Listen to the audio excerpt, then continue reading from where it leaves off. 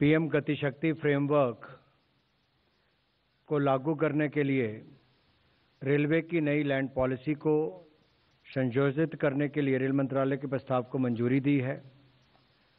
इसमें चाहे cargo related activities हो, पब्लिक यूटिलिटीज़ हो या रेलवे के एक्सक्लूसिव यूज़ की बात हो, इसमें संशोधन किए गए हैं और ये संशोधित रेलवे की जो भूमि नीति है, इससे बुनियादी ढांचे को और अधिक कार्गो टर्मिनल्स के एकीकृत विकास को बढ़ावा देगी। ये संशोधन प्रतिवर्ष भूमि के बाजार मूल्य के 1.5% की दर से 35 वर्ष की अवधि तक कार्गो के लिए और कार्गो से संबंधित जो गतिविधियां हैं उसके लिए रेलवे की भूमि की लॉन्ग टर्म लीजिंग का प्रावधान इसमें किया गया है। अगले 5 वर्षों में 300 से ज़्यादा पीएम गति शक्ति कार्गो टर्मिनल्स विकसित किए जाएंगे। 1.25 लाख से ज़्यादा इसमें रोजगार स्वरोजगार के अवसर होंगे। इससे माल ढुलाई में रेलवे की हिस्सेदारी में बढ़ोतरी भी होगी और देश में ओवरऑल लॉजिस्टिक्स कॉस्ट में भी कमी आएगी।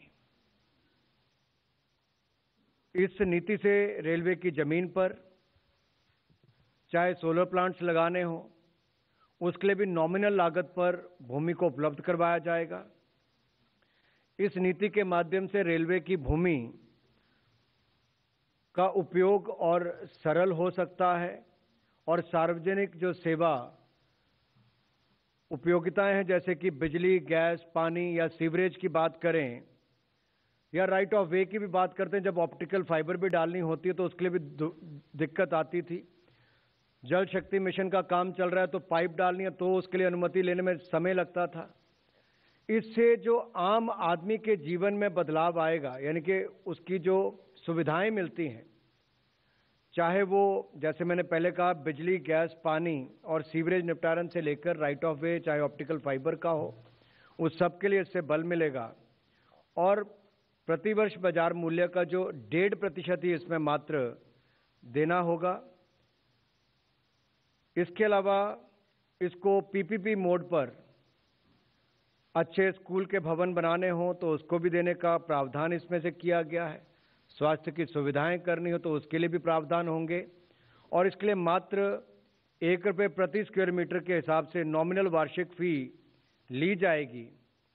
आपको ज्ञात होगा इससे पहले मात्र 5 वर्ष के लिए ही भूमि देने की जो अवधि होती थी मात्र 5 वर्ष की ही होती थी।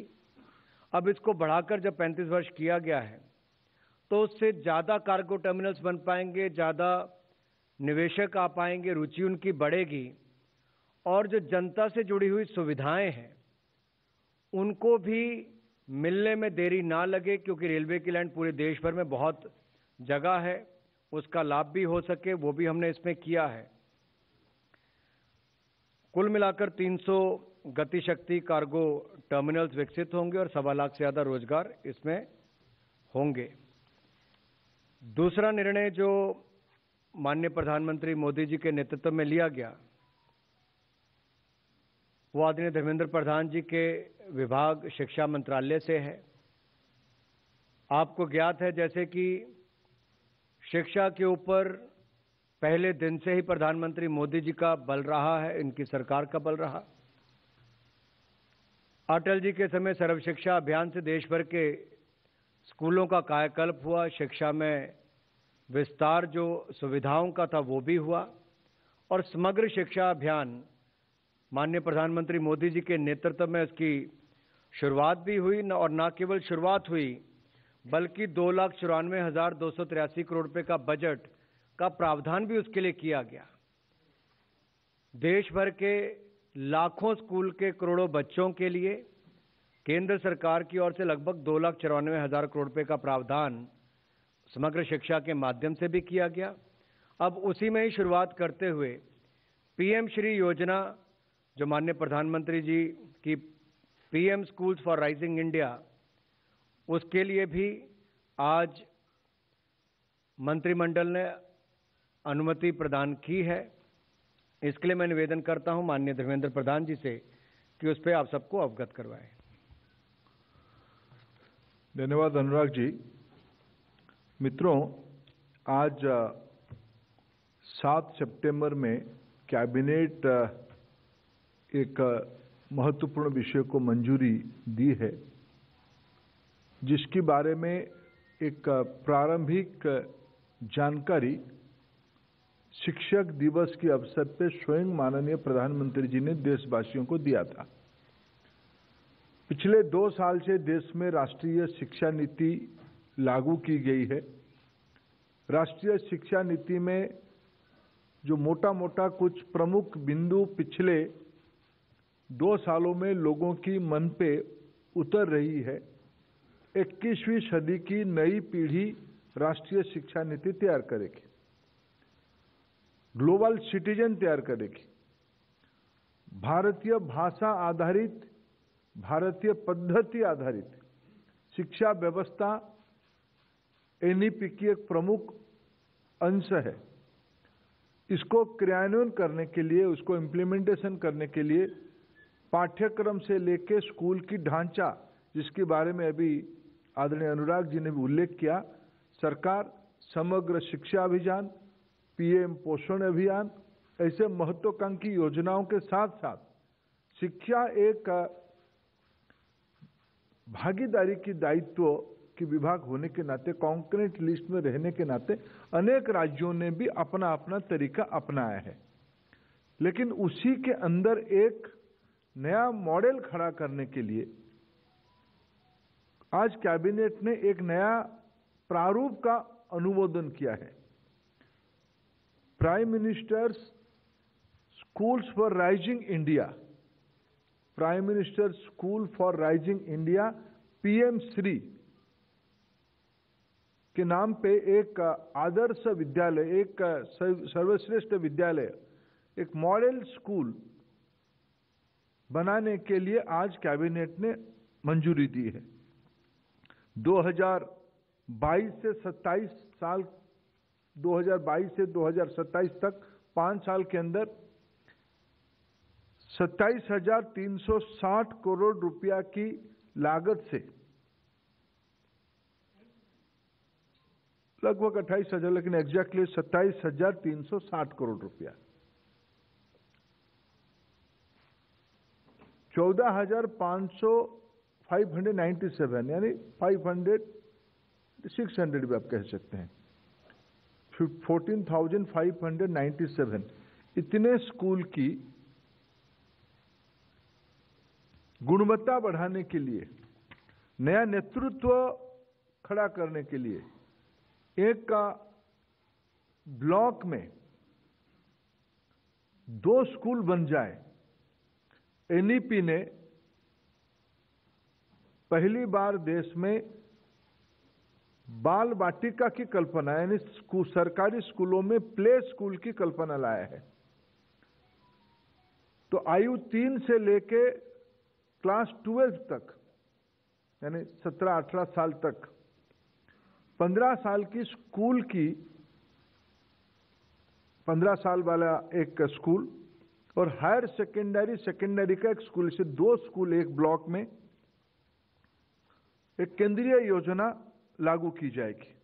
स्कूलों की चयन राज्य सरकारों से वार्ता करके, उनसे अभी तक जो हमने योजना बनाई उनसे निरंतर सभी राज्यों से चर्चा हुई है।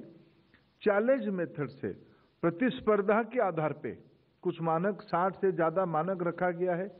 स्कूल की पक्की बिल्डिंग होनी चाहिए, स्कूल में बिजली होनी चाहिए, स्कूल में टॉयलेट बॉयज गर्ल्स के लिए अलग होनी चाहिए, पीने की पानी की सुविधा होनी चाहिए, प्लेग्राउंड होनी चाहिए, बाउंड्री होनी चाहिए। ऐसे 60 पॉइंटर्स हमने लिखा है। दिव्यांग बच्चों के लिए व्यवस्था होनी चाहिए। ऐसे स्कूल्स साल में 2 बार एप्लीकेशन दे पाएंगे, पोर्टल खोले जाएगा उनके लिए। एक ऑब्जेक्टिव तरीके से असेसमेंट करके सर्वाधिक 2 स्कूल एक ब्लॉक में रखा जाएगा। ग्रामीण इलाका में रहेगा, शहरों में भी रहेगा। उसकी मूल उद्देश्य गुणात्मक वृद्धि, स्कूलों के अंदर फाउंडेशनल लिटरेसी एंड न्यूमरेसी से लेके वोकेशनल एजुकेशन से लेके 12वीं पास करते करते बालक या बालिका दुनिया की अंदर कॉम्पिटिटिव तरीके से जाने के लिए वो तैयार हो जाए, ये स्कूल की उद्देश्य रहेगा। ये स्कूल विश्व की आवश्यकता को ध्यान में रखते हुए ग्रीन स्कूल की कल्पना से बनाई जाएगी। उसके कुछ फीचर्स भी रखा गया है। ये स्कूल टेक्नोलॉजी ड्रिवन होगा। ICT, digital lab, digital library, learning tools भी डिजिटली रहेगा। सरकार ने वर्चुअल लैब की कल्पना की गई है, उसकी 3D लैब स्कूल्स में आ जाएगा। ये सारे कल्पना किया गया है। वोकेशनल एजुकेशन इस स्कूल में पढ़ाया जाएगा। एंटरप्रेन्योरशिप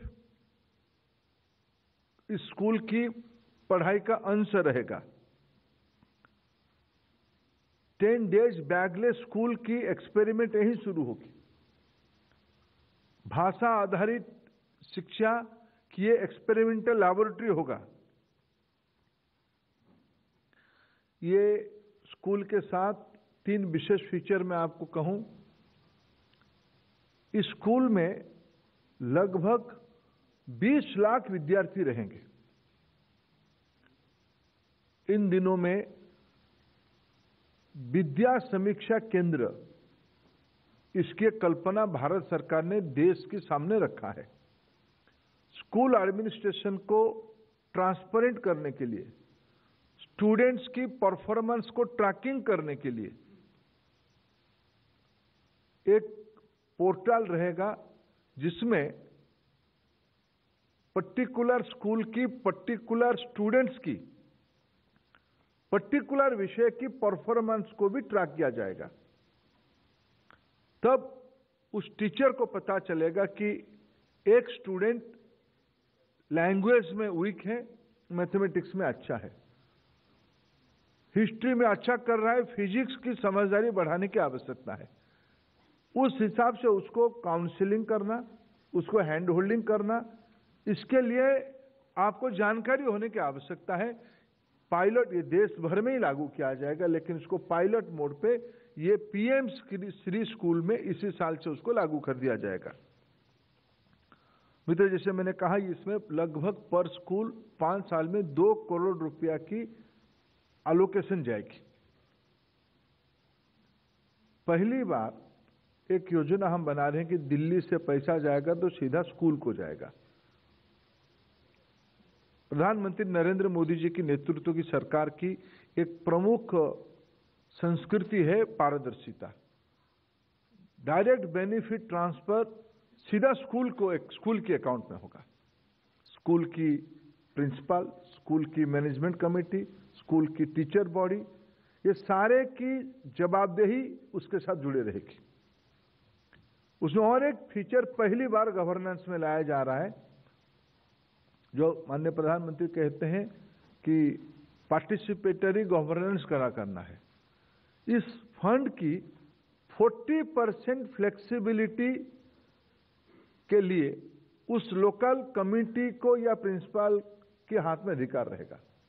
यानी दिल्ली तय नहीं करेगा, या राज्यों की राजधानी तय नहीं करेंगे, या कलेक्टर की ऑफिस तय नहीं करेगा उस स्कूल की आवश्यकता क्या है। उस स्कूल की आवश्यकता को उस स्कूल की प्रिंसिपल, स्कूल की टीचर्स, स्कूल की स्टूडेंट्स, स्कूल की पेरेंट, ये लोग मिलकर तय करेंगे। हमारे स्कूल में क्वालिटी एजुकेशन के लिए जो एलोकेशन आई है उसकी 40% तक पैसा हम क्राइटेरिया ड्रिवन, कुछ क्राइटेरिया रखा जाएगा, लेकिन क्राइटेरिया रखा जाएगा ट्रांसपेरेंसी के लिए। लेकिन किस पाठ्यक्रम में खर्चा करा जाएगा, पेडागोजी में खर्चा करा जाएगा, लोकल टेक्नोलॉजी खर्चे में किया जाएगा, थोड़ा लोकल एक्सपोजर के लिए खर्चा किया जाएगा। ये स्वतंत्रता, फ्लेक्सिबिलिटी पहली बार देश में DBT, last mile tracking and flexibility, ये 21st सेंचुरी की स्कूल गवर्नेंस की एक बहुत बड़ा कदम है। ये सारे फीचर्स पीएम श्री स्कूल पे आने वाला है। 2022-23 आर्थिक वर्ष में और एकेडमिक वर्ष में जब आज हम उसकी अप्रूवल कैबिनेट ने हमको दिया है, प्रधानमंत्री जी की आदेश आ गया है, तब उसकी पॉलिसी विभाग ने पूरा राज्यों के साथ मिलके, इसके पहले हमने लंबा समय से लगभग 1 साल से इस विषय पे कई राउंड्स के हमारे अधिकारियों का चर्चा राज्यों के साथ हुई है। राज्यों को ऑन बोर्ड लिया गया है। इसकी विंडो अभी खोल दिया जाएगा। स्कूल्स के लिए राज्य एप्लीकेशन डालेंगे, स्कूल भी डाल सकता है, राज्यों की अनुमति से डालेगा उसको। फिर हम लोग इसी साल पहला बैच ऑफ स्कूल्स को हम उनकी व्यवस्था पहुंचा देंगे। इस बार भी बजट में उसके लिए वित्तीय प्रबंधन भी रखा गया है। मैं आज देश की विद्यार्थियों के